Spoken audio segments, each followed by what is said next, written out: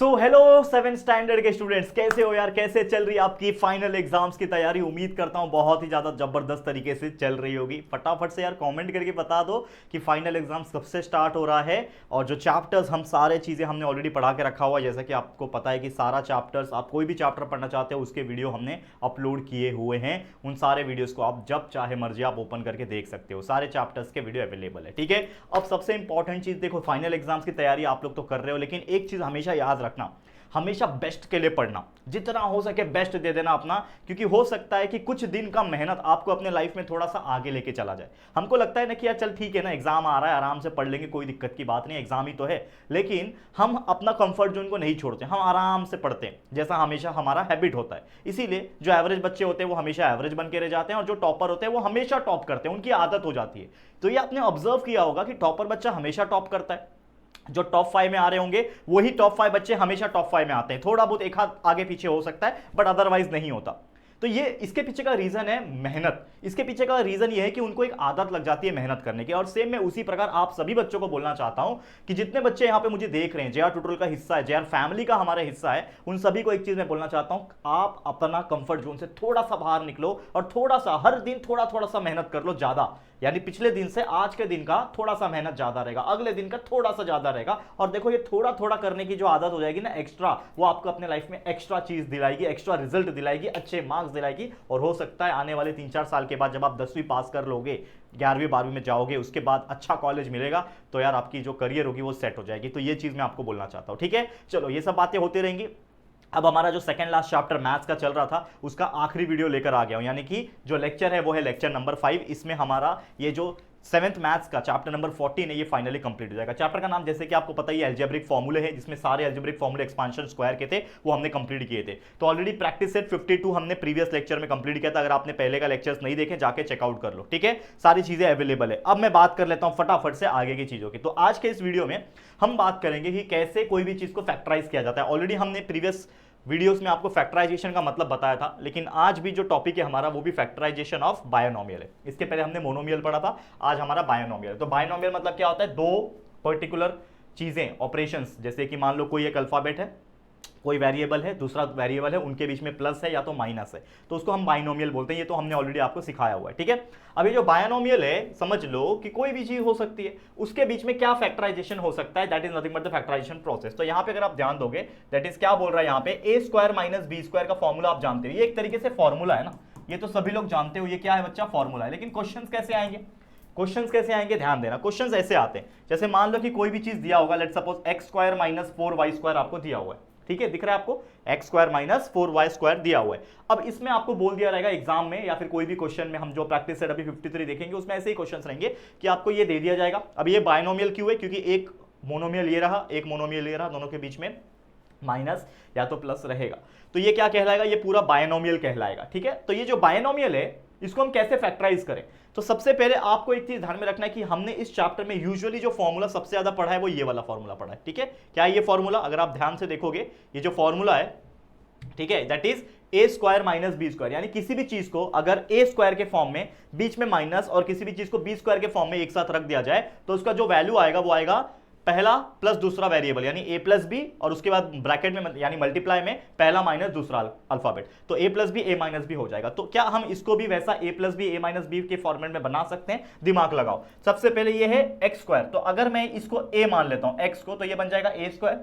वैसे यहां पे 4y स्क्वायर है, तो मुझे बताओ y स्क्वायर का तो y का स्क्वायर हो जाएगा, लेकिन ये 4 जो नंबर है इसको दिमाग लगाओ। तो कभी भी कोई ऐसा नंबर यहां पे है, उसको इमेजिन करो कि वो किसका स्क्वायर बन रहा है क्या। तो अगर आपको 4 दिख रहा है तो 4 2 का स्क्वायर होता है, ये हमने ऑलरेडी आपको पढ़ाया हुआ है कि 1 का स्क्वायर होता है 1, 2 का स्क्वायर होता है 4, 3 का स्क्वायर होता है 9, 4 का स्क्वायर होता है 16, 5 का स्क्वायर होता है 25, 6 का स्क्वायर होता है 36, 7 का स्क्वायर 49, 8 का स्क्वायर 64, 9 का स्क्वायर 81 एंड 10 का स्क्वायर होता है 100। उसी प्रकार सारे नंबर्स मैंने आपको बोला था याद कर लेना, एटलीस्ट 20 तक याद रहेगा तो अच्छा है।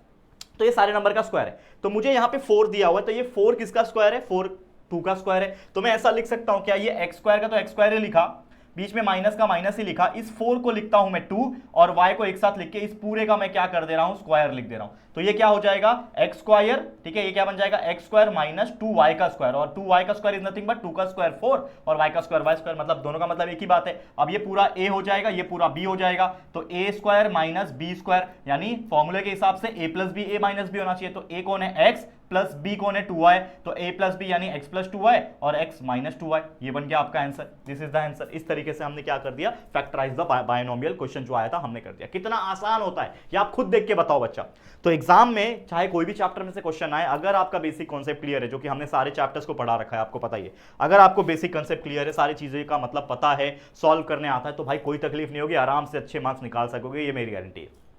ठीक है, आगे बढ़ जाते हैं। अब सीधा मैं आपको लेके चलता हूं हमारे प्रैक्टिस सेट के एग्जांपल्स की तरफ। तो हम आज जो पढ़ेंगे वो है बच्चा प्रैक्टिस सेट नंबर 53। इस चैप्टर का आखिरी प्रैक्टिस सेट है, यानी फाइनली ये जो चैप्टर है हमारा अलजेब्रिक एक्सप्रेशन का, ये हमारा कंप्लीट होने वाला है। तो इसमें लगभग 10 एग्जांपल से मैं 7-8 एग्जांपल आपको करा दूंगा और लास्ट के 1-2 एग्जांपल आपके लिए छोड़ दूंगा, होमवर्क के तौर पे जरूर से कर लेना। चलिए, तो यहाँ पे क्वेश्चन कैसे आएगा, फैक्टराइज द फॉलोइंग, और ये क्वेश्चन दे दिया जाएगा। तो करना कैसे, जैसे मैंने हमेशा बताया, ये p square minus q square है, तो अगर मैं इसको वापस से लिखूं P square minus q square, तो ये कैसे दिख रहा है, अगर आप देखोगे तो ये ए जैसा दिख रहा है और ये बी जैसा दिख रहा है, करेक्ट है।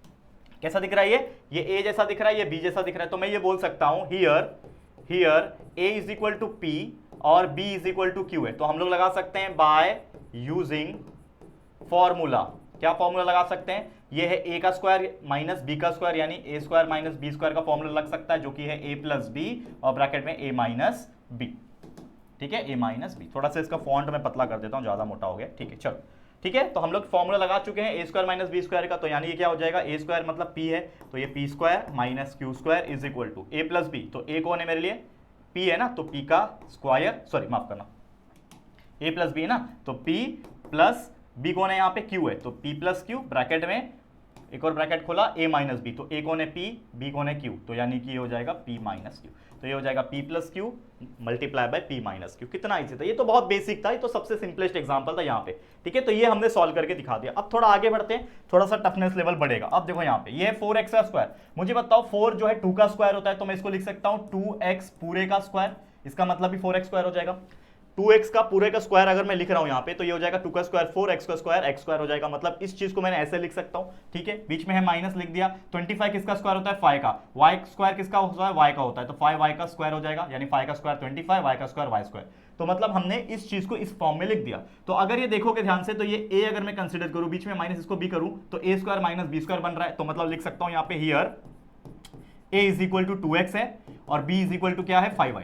a मेरा क्या है 2x है और b मेरा 5y है। तो हम लोग लगा सकते हैं by using the formula. By using the formula, क्या है फॉर्मूला मेरा बच्चा, a square minus b square का फॉर्मूला होता है a प्लस b ब्रैकेट में a माइनस b। यही सेम फॉर्मूला लगेगा यहाँ पे। तो यहाँ पे अगर मैं फॉर्मूला अप्लाई करता हूं तो क्या हो जाएगा, दैट इज क्या हो जाएगा, ए स्क्वायर माइनस बी स्क्वायर, यानी ये जो 2x square minus 5y square जो है, ठीक है, इसको मैं अच्छे से लिख देता हूं ब्रैकेट में, 2x का स्क्वायर माइनस 5y का square is equal to a plus b. तो a कौन है मेरे लिए 2x, तो 2x प्लस b कौन है मेरे लिए 5y, तो 2x प्लस 5y हो गया, ब्रैकेट में a माइनस बी, तो a कौन है 2x, बीच में है माइनस, b कौन है मेरे लिए 5y, तो 2x माइनस 5y। तो एक बार 2x प्लस 5y, एक बार 2x माइनस 5y। इस तरीके से हमने ये एग्जांपल को सॉल्व करके दिखा दिया, मिल गया आपको 1 मार्क्स या 2 मार्क्स, जो भी 1 मार्क्स का ये एग्जाम में क्वेश्चन बनेगा। मोस्टली तो 1 मार्क्स के कैटेगरी में पूछा जाता है, लेकिन ये बहुत सिंपल होता है। अगेन मैं आपको बताना चाहता हूँ, इतना सिंपल होता है कि क्या ही आपको बताऊं मैं।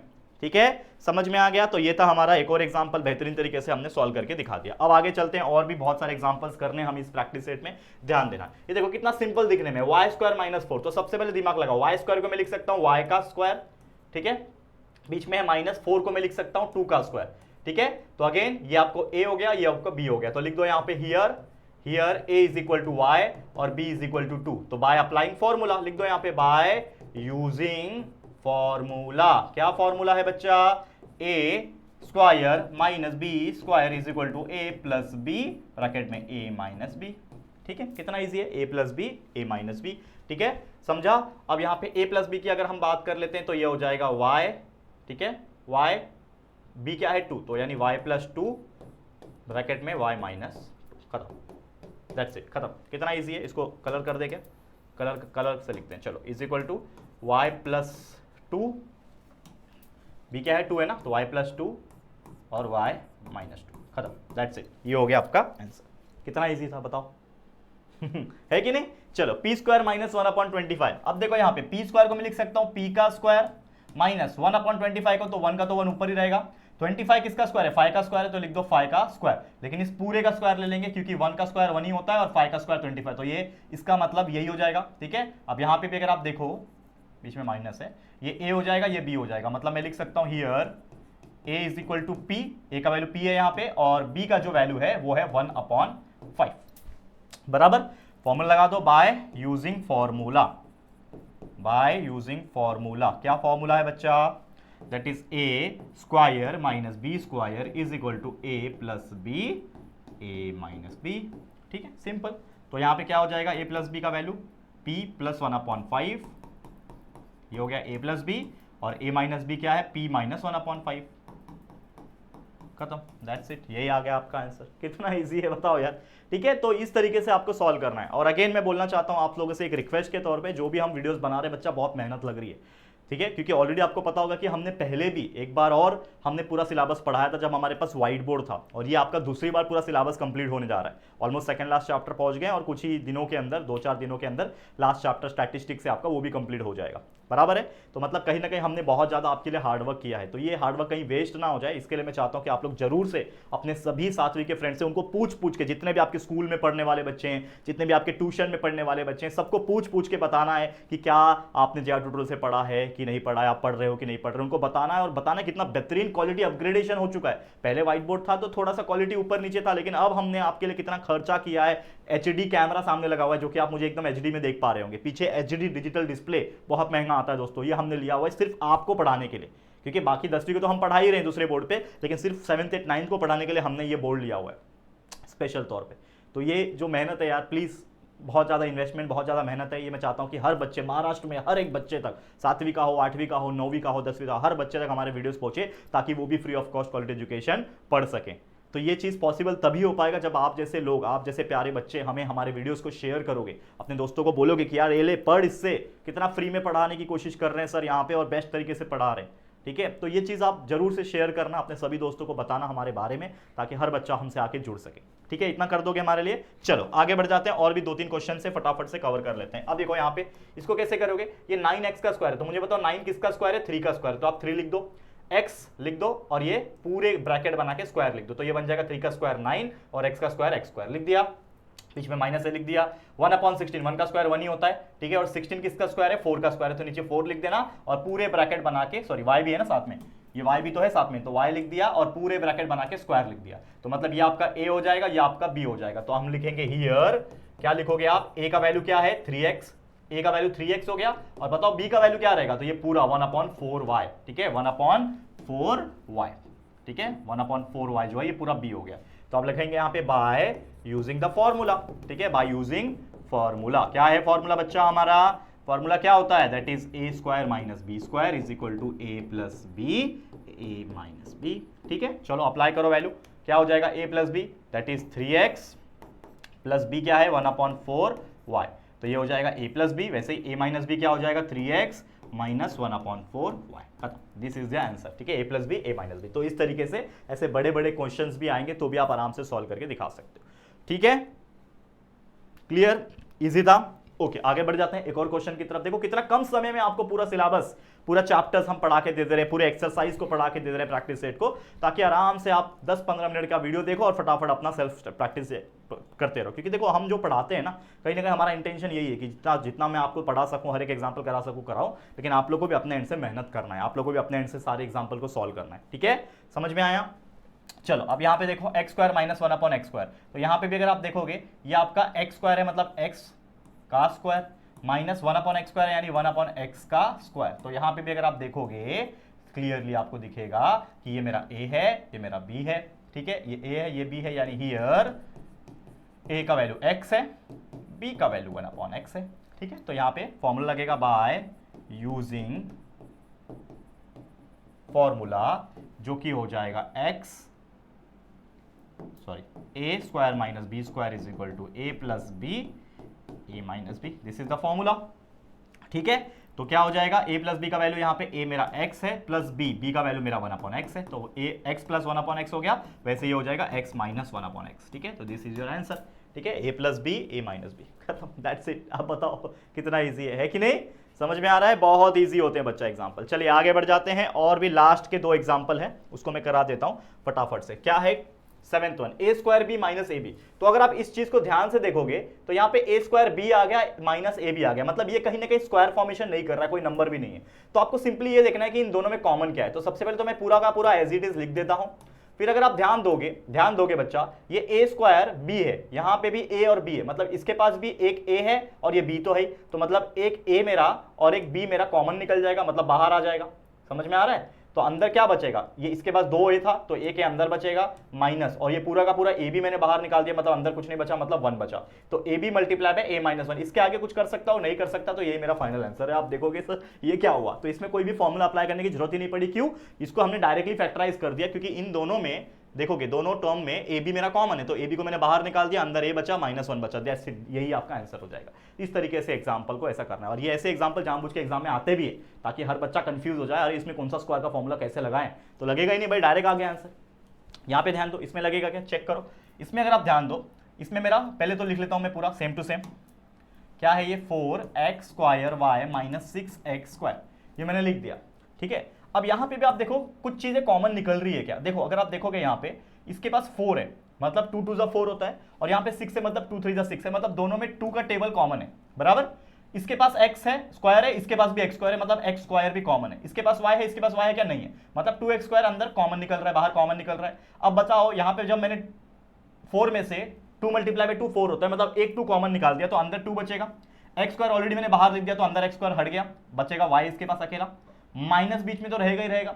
6 मतलब क्या होता है 2 मल्टीप्लाई बाय 3, तो 2 मल्टीप्लाई बाय 3 में 2 मैंने बाहर निकाल दिया, 3 अंदर बचा तो 3 लिख दिया, और ये x स्क्वायर को ऑलरेडी बाहर लिखा हुआ है तो मतलब लिखने के अंदर जरूरत नहीं, तो यही मेरा आंसर हो जाएगा फाइनल। तो मतलब मैंने डायरेक्टली फॉर्मूला बाहर निकाल दिया, मतलब जो फैक्टर है वो बाहर निकाल दिया, 2x स्क्वायर 2y माइनस 3, इसके आगे कुछ कर सकते हैं, नहीं कर सकते, बस दैट्स इट, खत्म। इसके आगे फॉर्मूला अप्लाई नहीं हो सकता ना, तो बस यही है। तो ऐसे 2 एग्जांपल भी मेरे को कराना जरूरी था, ताकि एग्जाम में अगर ऐसे क्वेश्चन आए जिसमें फॉर्मूला अप्लाई नहीं हो सकता, सीधा फॉर्मूला में जो भी कॉमन फैक्टर होगा उसको बाहर निकाल दो और बन जाएगा आपका आंसर, फैक्टराइज हो जाएगा। तो इस तरीके से हमने ये चीज करके दिखा दिया, आप देख सकते हो। क्लियर, समझ में आ गया? तो देख सकते हो कितना इजी एग्जांपल्स थे। तो लास्ट के ऐसे ही 1-2 एग्जांपल बच गए हैं, कराने के लिए करा सकता हूं, लेकिन मैं चाहता हूं कि आप लोग थोड़ा सा खुद से भी 1-2 एग्जांपल का मेहनत करो जरूर से। बचे हुए जो लास्ट के 1-2 एग्जांपल है उसको आपको सॉल्व करना है, और उसके आंसर मुझे कमेंट बॉक्स में चाहिए। मैं नहीं जानता आप कैसे सॉल्व करोगे, छापना नहीं है, बस खुद से सॉल्व करोगे, गलत तो गलत, सही तो सही, आप अपने आप को चेक तो करो कि क्या है, तो उसका सही जवाब मुझे कमेंट करके बताना है, हम भी चेक करेंगे कि क्या बच्चों ने राइट किया है कि नहीं किया। ठीक है, समझ में आया? तो दैट्स इट, इसी के साथ ये प्रैक्टिस सेट नंबर 53 होता है कंप्लीट, और इसी के साथ मैं बताना चाहता हूं ये पूरा का पूरा एंटायर चैप्टर नंबर 14 हमारा होता है कंप्लीट 7th स्टैंडर्ड के मैथ्स में। अब बस सिर्फ एक चैप्टर रह गया बच्चा, 7वीं की जर्नी हमारी आपके साथ कंप्लीट होने जा रही है दूसरी बार।